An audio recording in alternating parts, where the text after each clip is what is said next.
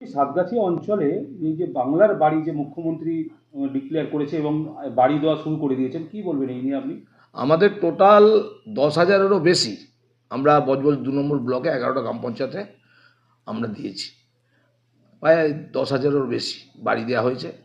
এবং সবচেয়ে বড় ব্যাপার, ঠিক ভোটের টাইমে কিছু মানুষ আসে যে মানুষেরা শুধু মিথ্যে ভুরি ভুরি আর ধর্মের নামে সুড়সুড়ি দিয়ে ভোট করার চেষ্টা করে।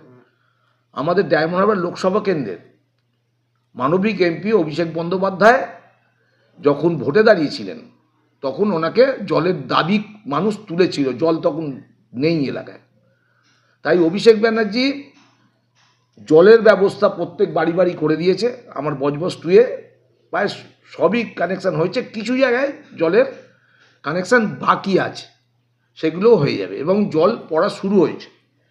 বিজেপির কে জানি না, বিজেপির কোন নেত্রী বলেছে আমরা দল দেখে জল দিই, আমরা দল দেখে ঘর দিই। তাই পশ্চিমবাংলার মুখ্যমন্ত্রী তিনি ভাবেন পশ্চিমবাংলার মানুষ প্রত্যেক ধর্মের মানুষ, প্রত্যেক দলের মানুষ তার মানুষ, এবং অভিষেক বন্দ্যোপাধ্যায়ও ভাবেন। তাই আমাদের পঞ্চায়েত সমিতিও যেরকম ভাবে, আমার 11টা গ্রাম পঞ্চায়েতও সেটা ভাবে। আমরা এখানে কোনো দল জাত কোনো ভেদাভেদ না করে বিজেপির লোকেরাও ঘর পেয়েছে, বিজেপির লোকেরাও জল পেয়েছে। 11,000-এর মতো আমরা বাংলার বাড়ি দিয়েছি প্রত্যেকটা লোকের বাড়িতে। আপনারা যান, গিয়ে দেখে আসুন।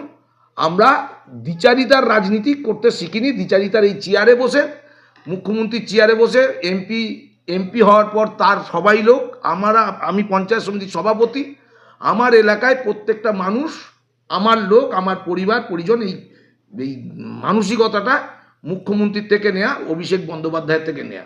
তাই আমাদের নীতি, আমাদের একটাই কাজ করার নীতি, মানুষকে ধর্মের নামে চক্রান্ত চালাই না, আমরা কিন্তু কাজ করি। ঠিক আছে। আগে কি ঘরের সমস্যা ছিল? হ্যাঁ, ঘরের সমস্যা ছিল। তারপর কি এখন সরকারি বাড়ি পেয়েছেন? হ্যাঁ, সরকারি বাড়ি পেয়েছি। কতদিন হলো সরকারি বাড়ি? মানে 1 বছরের মতন হয়েছে।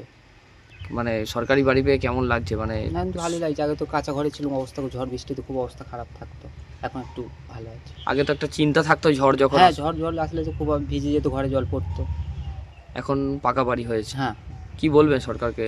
সরকারকে ধন্যবাদ জানাই যে আমি একটা পাকা ঘর পেয়েছি। এই জায়গাটার নাম কি? এই জায়গাটার নাম গ্রাম হাওড়ি। এটা তোমার নাম? কৌশিক চক্রবর্তী।